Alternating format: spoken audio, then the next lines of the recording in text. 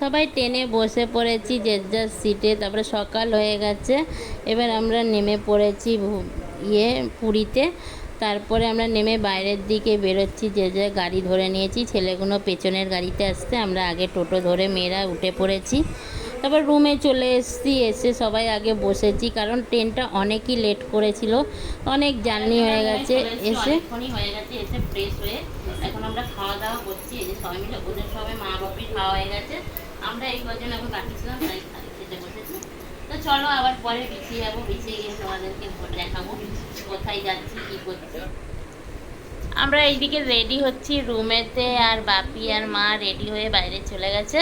তো এদিকে এই যে তানিশা রেডি হচ্ছে, দিদি রেডি হচ্ছে, আর এদিকে পূজাও। তো আমরা এখন বিচের ধারে যাচ্ছি, চাটা খাবো, সবাই মিলে আড্ডা মারবো, ম্যাগি ট্যাগি খাবো।